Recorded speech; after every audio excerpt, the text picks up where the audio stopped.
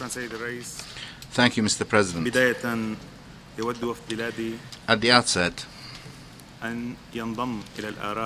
my delegation adds its voice to the opinions expressed in the letter sent yesterday by the chairman of the coordinating committee of the non-aligned movement to the President of the Security Council.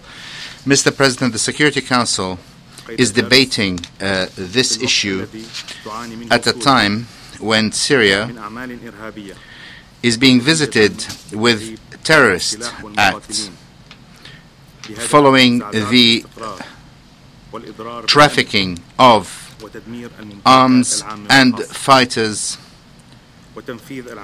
in order to destabilize and harm security, destroy public and private property, and undertake operations against both civilians and militaries.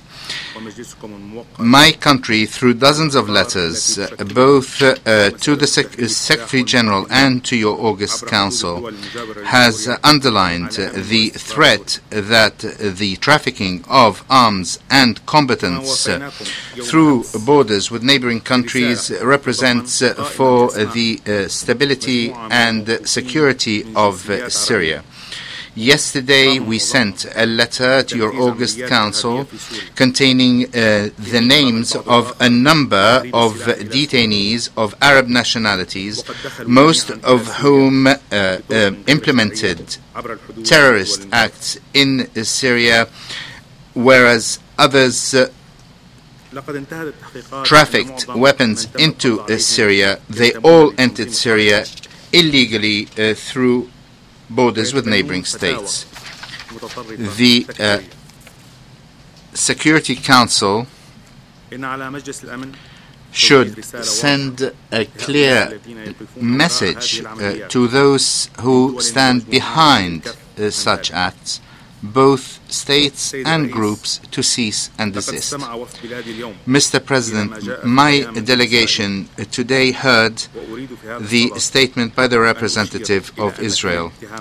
I should like today to state that such accusations and lies cannot replace the truth that is clear to all, being that Israel is the main source of instability in the region because of its continuing occupation of Arab land and the Syrian Golan.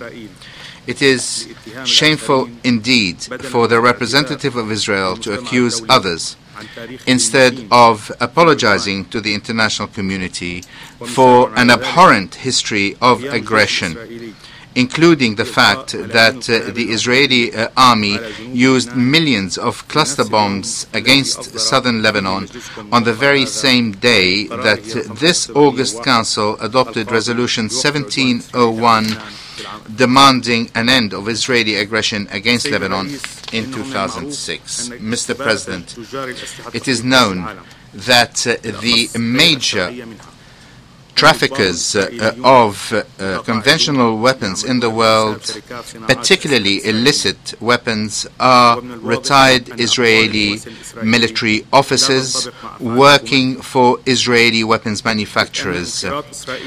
It is clear that Israel's involvement in the illicit trafficking of weapons in the world encourages international terrorism and protects both drugs, traffickers, and secessionist movements in the world. Indeed, international gangs led by some Israeli officials are now trafficking children's organs. Mr. President, acts of international aggression and piracy by Israel cannot be hidden before the international community. Thank you. There are no